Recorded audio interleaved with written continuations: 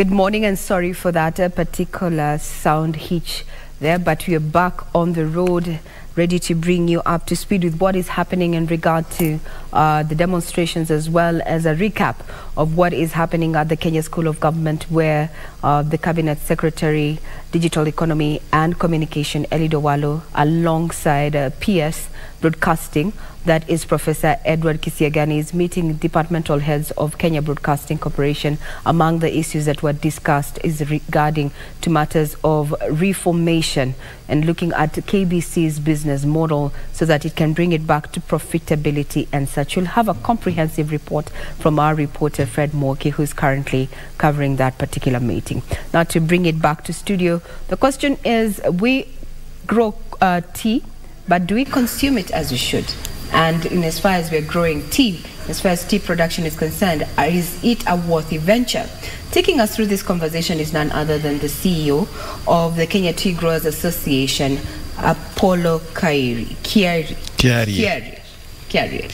Thank you.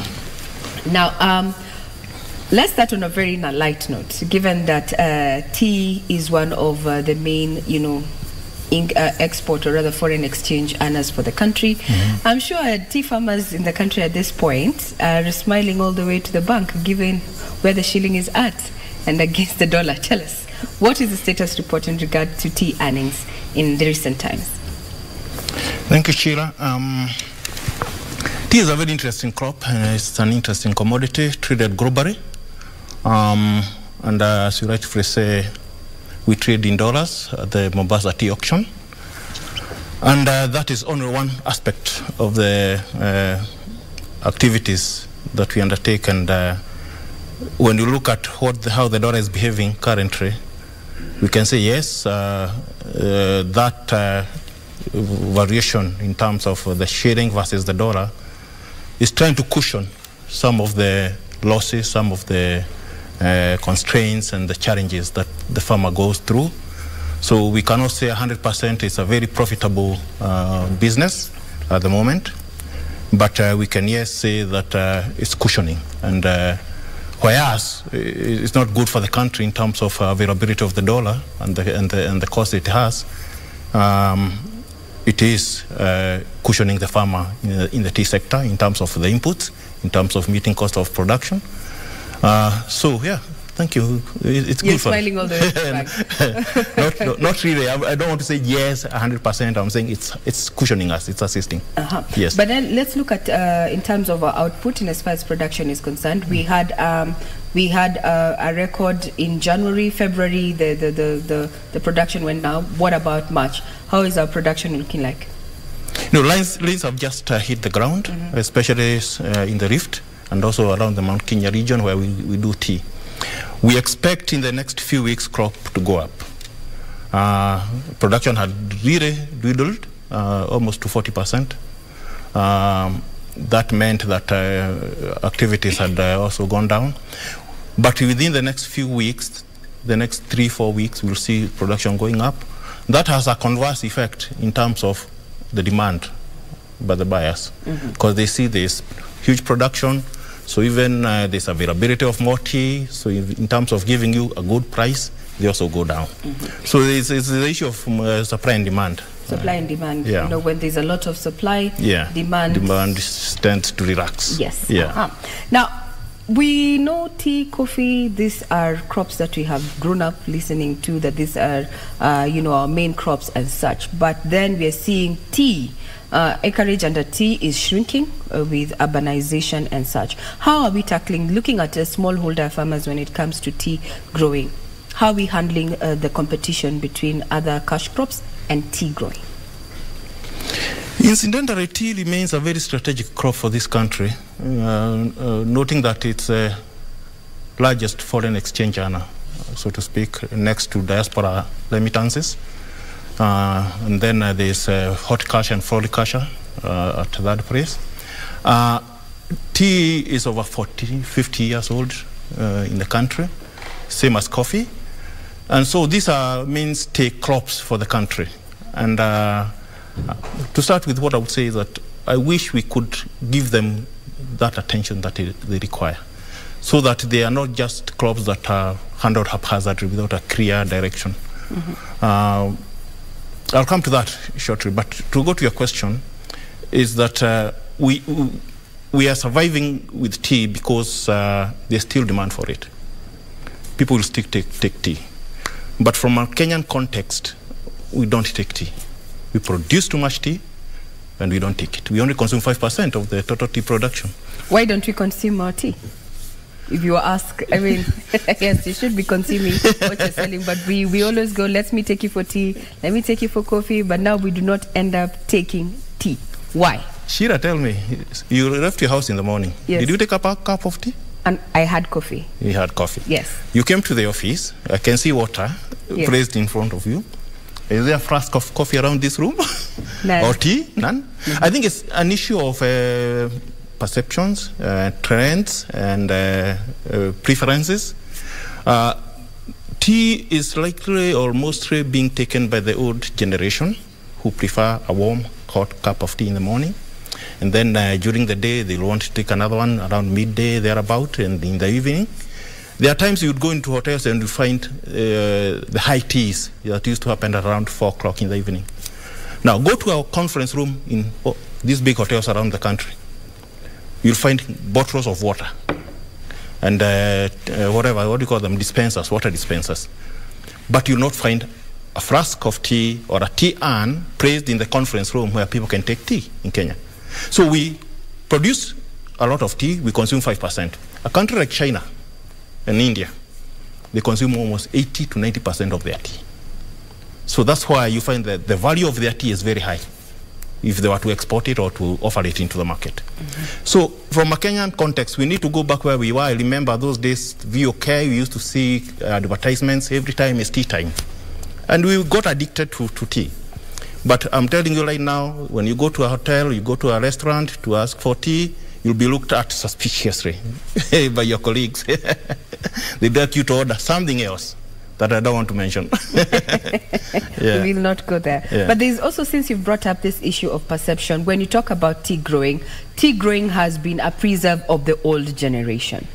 Why would a university graduate actually plant or grow tea? What would motivate them to actually grow tea? What we need to do as a country to encourage our young people, our university graduates, and anybody who wants to do a business and to get attracted to tea is to make it, one, profitable. Because if there's money in it, then you'll go for it. The kind of tea bushes we find in our country, and especially in the smallholder sector, that's people with less than 10 acres, 5 acres, 1 acre, half an acre. This is tea bushes that have been passed over from grandfathers to their fathers to their grandchildren. And they keep it because of aesthetic purposes. It's not because it's profitable. Somebody will say, I was educated by tea, so I can't dare uproot a tea bush. Even if it's not commercially viable for me, I'll keep it there. I see it when I go to Gichagi over the weekend, I can see my tea bushes and I feel good. But it's not a profitable business. FAO did a study sometimes back about 10 years ago, and they determined that anybody with less than an acre of tea, you'll never make profits out of it. And those are the majority of our farmers, over 500,000 farmers who are in that category of less than an acre of tea. Meaning, they are putting money in this pocket, removing it from this other, but you don't see a change in their livelihood because it's not a profitable business. Okay. Anything over that, yes, you can break even because of cost of production keeps going up every other day, but the prices remain stagnant. Okay. So it's not attractive to people because it's not making money. And I think we need also to, in our curricula in the schools, in colleges, can we introduce tea, which is a strategic crop for the country, a foreign exchange earner, make it a subject that people can learn. We have a university here in Kenya that teaches issues of tea. Karatina University is trying to do that. But do we really have courses on tea production, tea manufacture, tea marketing, and all that? You raise pertinent questions, and now this brings up the question of emerging trends in tea growing. We have seen an increase in demand from the Chinese market for orthodox tea. It is also having it. We are also having it demand in continental Europe. Talking about these emerging teas, just last year we had the Tea Research Institute come up with five varieties of tea: green, yellow, and black, so to speak, as well as white. Has this changed? Is this the direction that we need to take so that now we can have more uptake of tea growing? I think that's the direction to take in terms of making tea profitable business. Because the black tea that we produce in large quantities is sort of saturated in the global market. Statistically, last year, the total global production was about 6,000 kilos of made tea production. No, consumption. Production was 6,300 million kilos. So it means that production outstrips demand. That's black tea. Now go to the specialty teas you are talking about. The orthodox, the oolong, the white, the green tea, the purple tea, name them. Those are infusions and extracts. Those could be the direction that we need to think about, because I would think that as I leave my house, I would like to have my infusion with a health benefit connotation in my flask. I sip as I drive, okay? When you sit in the office, people are conscious of their health these days. So they would like to have something that is addressing to their health consciousness. So can we be able to produce teas that address that? Make tea a sexy product, attractive to people, right? Mm-hmm. But now to do that requires a lot of input, it requires a lot of marketing, it requires a lot of strategies, it requires a lot of policy, legislative, and it's quite a big challenge. But globally, that is the way to go. Otherwise, we continue producing black tea, then we will not be able to see profitability. Mm-hmm. Yeah. The government has been undertaking various reforms within the coffee sector, within the tea sector, and one of the issues was actually pushing, or rather the drive towards this specialty teas, growing of these specialty teas. Mm. Do you think we're doing enough, especially when it comes to policy and government, to have this, farmers supported in growing these specialty teas? As I said, there was that hype that purple tea would sell globally. Actually, the value was being said you sell it at between $5 to $10, a kilo. But then, who are the consumers? What percentage, what proportion of the market consumes that special tea? It's mostly high end. The people who can afford high quality products, for that matter. And so, say that you'll be able to convert our factories to produce those quality, those types of teas, the specialty teas, to do the proper marketing, because you cannot produce a tea or a product and you don't know where you're taking it. Who will buy it? So that's what we really need to do first. Come up with a marketing strategy under the Tea Board of Kenya, or any other platform government would want to set up, with clear mandates of looking up and opening up new markets. Because without that, then we will be going around. It will be a vicious circle. Open up new markets. Identify the consumers of that high-value tea. Then come and tell me, produce this tea, there's a market there. Assured market. Rather than produce tea in anticipation. Then you end up with containers of tea in your warehouses that is not going. Talking about earnings, there's been talk that we have a lot of middlemen cartels between, tea marketers and actually tea growers, looking at even the Mombasa tea auction from where you sit. How do we address this to ensure that the tea farmer back in Kericho, who is working hard to actually grow the tea bushes, gets the earnings that they require?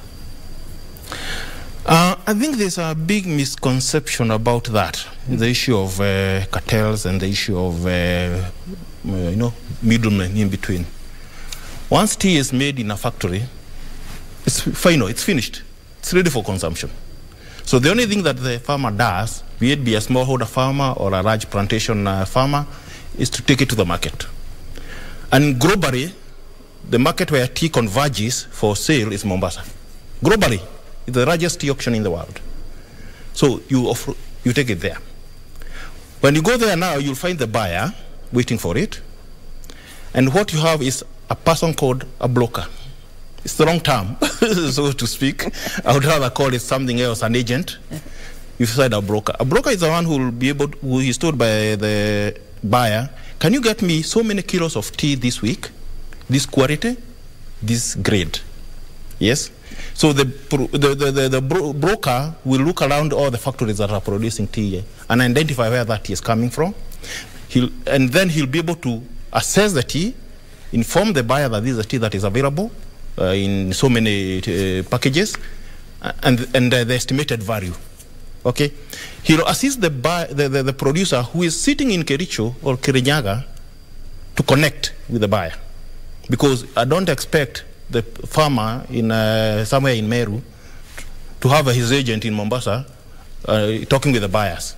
So that broker cum agency connects the two. And that's the only intermediary between the producer of the tea and the buyer, period.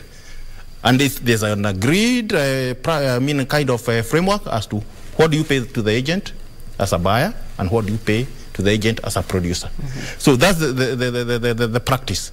And that connotation that there are so many cartels, we would like to see and identify them. Maybe they are faceless.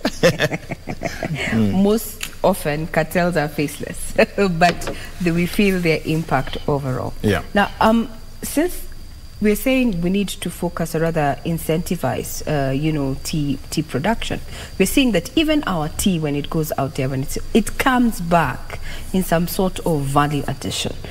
Changed. We sent it raw, it came back, it's something else. Why have we been talking about value addition within the tea production value chain, and still, we're still talking about it and nothing is being done? How do we correct this? Yeah, we've talked about value addition so that it can bring more revenue, so to speak, to the farmer. And by value addition, what are we talking about? Is it branding different grades to produce a special brand that you have identified as a packer? Is it, packaging in small components, small packages into tea bags? What is value addition? That's what we need to ask ourselves as a country. And the challenges of value addition, whereas it's a platform for better earnings and better revenues to the farmer, is that the challenges it has is, how do we determine, one, once you package in those small quantities, and you have a brand, name it, whatever name you give it, that's what we are talking about. Who will take that tea? Already, globally, there are established brands of tea. You go to the big supermarkets in Europe, there's a brand you'll find. Just like you go here in Kenya, you'll find a brand of Coca-Cola, or you can go into the wine or the brewery industry, you'll talk about Taska. It's already branded. So what shall we call our tea? Shall we brand it as a straight tea, Kenyan tea?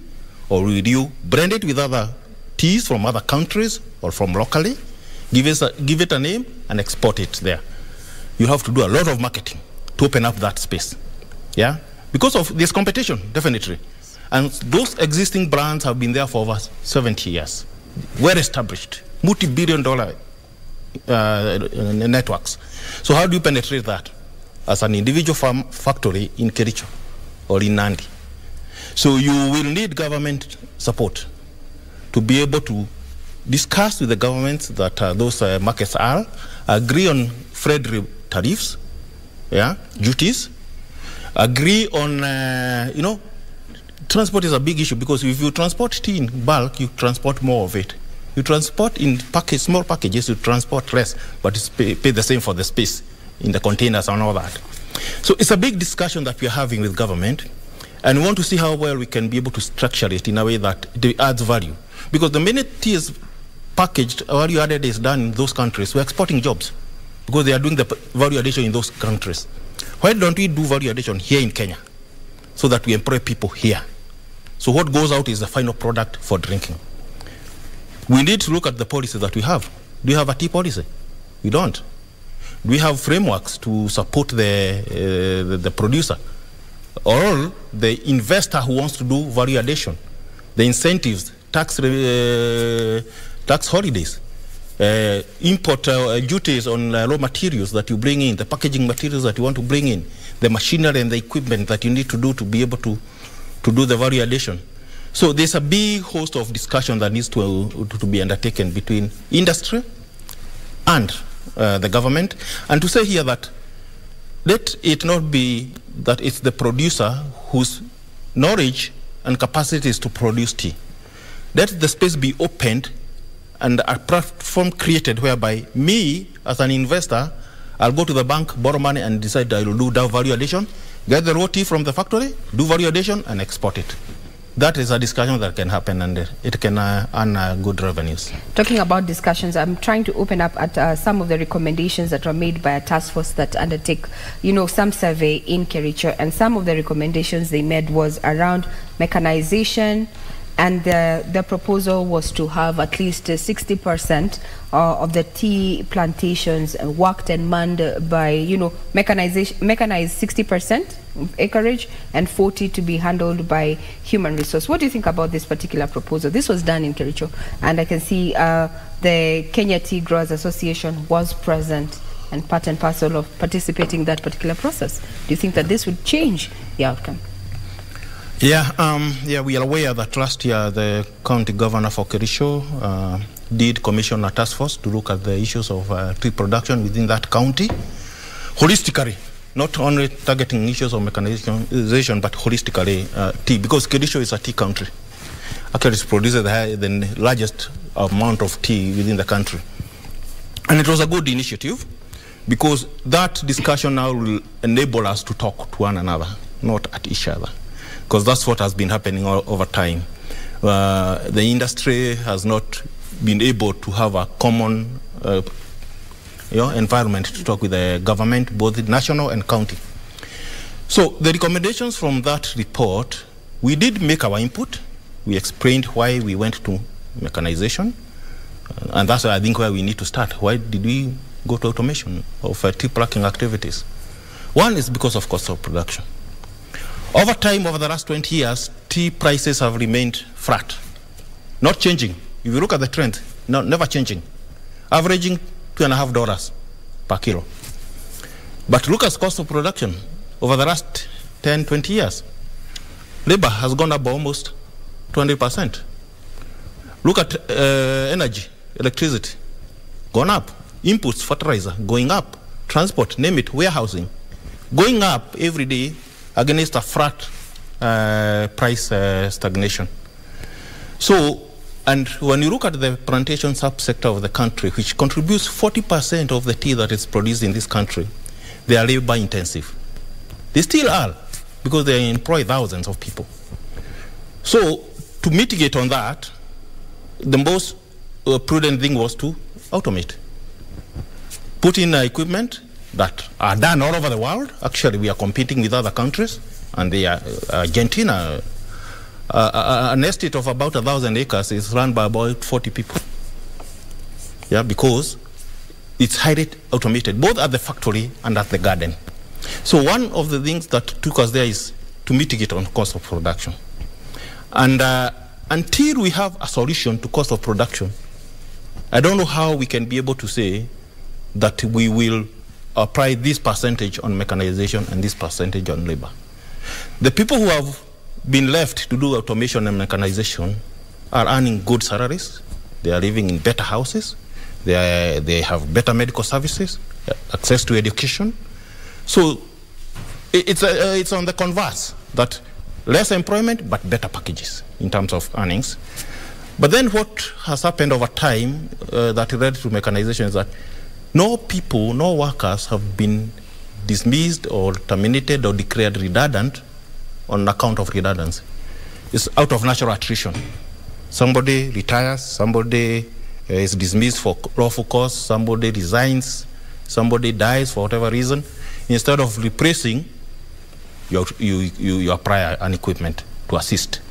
So that is the facts behind the automation. And I think now we have an opportunity to talk with government, both at national level, county levels, so that we can educate them. I think the fact is that nobody ever told them why we are doing this. But we have an opportunity to talk and discuss and get a solution. Now, while we're having this conversation, we've already said that tea growing is not attractive to the younger generation. And actually, tea growing is passed on from one generation to another. These conversations that sector players are having, are you involving the young, or rather the youth? Because these are the ones who are going to still inherit those acres of land. Yeah. Yes. Are we having these conversations with them? Land is very emotive. Yes. Tea is gone on land, and land is very emotive. Because I'm there who owns 2 acres of tea.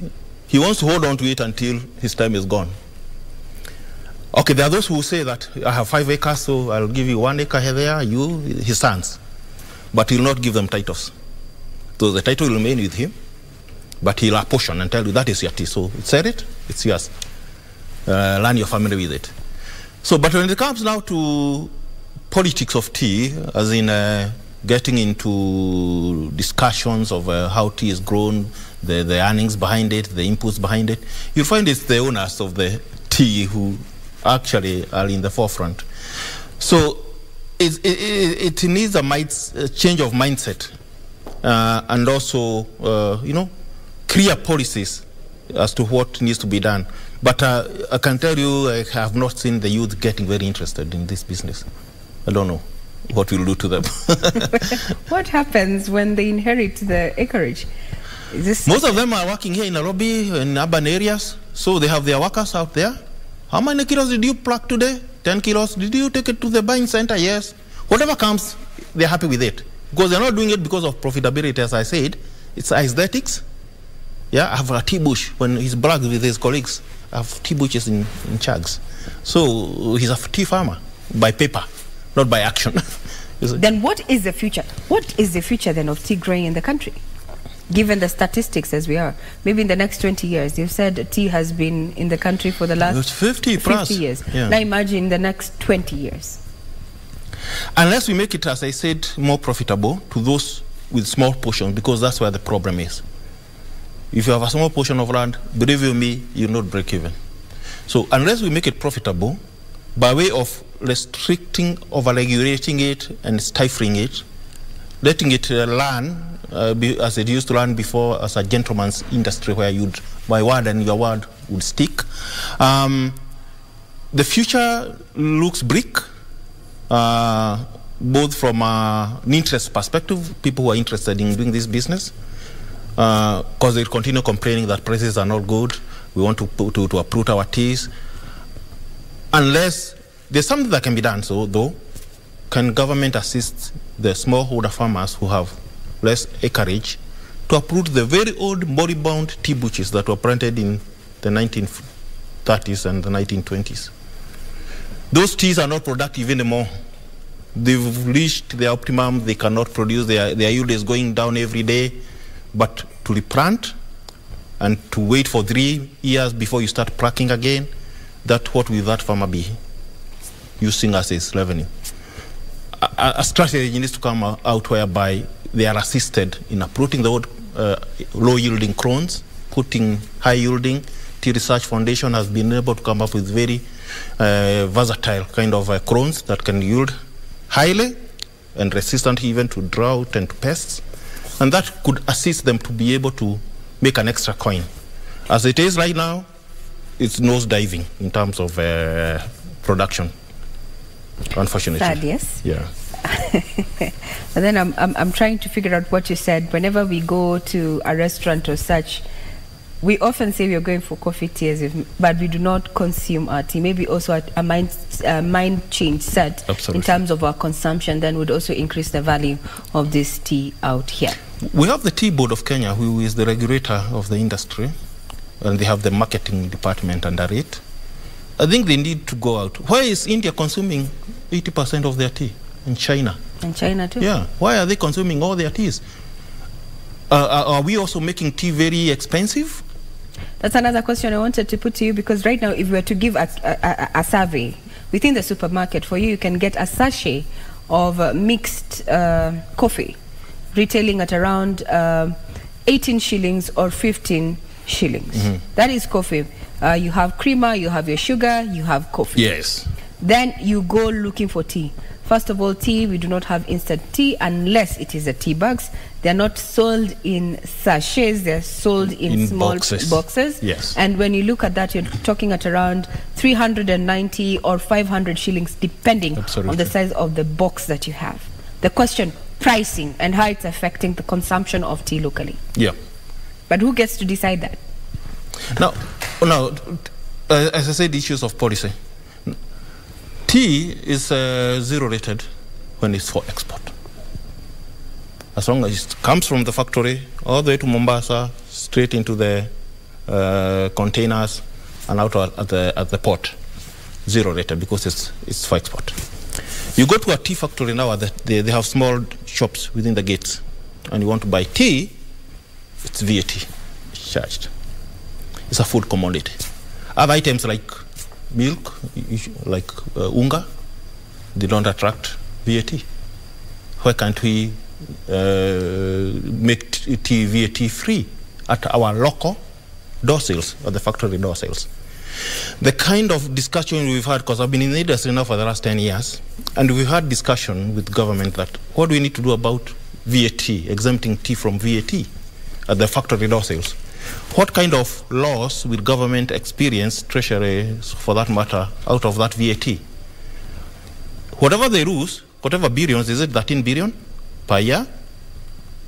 We can gain it by allowing small manufacturing setups to crop up, because they're able to buy tea at a factory price that is zero rated, VAT free. They're able to do those kind of teas we are talking about, small packaging, the kadogo things, yeah, that everybody will want to take. It will create a value chain on its own. It will create employment. It will attract tax. Whatever was lost out of VAT will be covered in these other aspects. You see? So that's the kind of discussion we wanted to have with government. Because, as you say, yes, tea is expensive.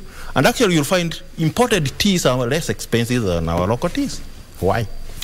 Because they have very good tax rebates in their own countries.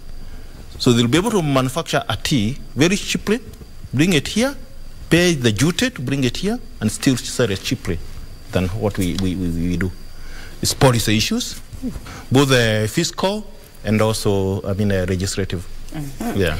There you have it. We have been speaking matters of tea production and also looking at why Kenya is producing one of the greatest quality in terms of quality teas in the world, with a lot of demand driven from even China as well as continental Europe, but yet we do not consume our tea. Issues of high prices and such, and we've had from none other than the CEO of the Kenya Tea Growers Association, Apollo Kere, who says that we need to have a change in fiscal policy as well as legislative policy so that we can return tea growing to profitability.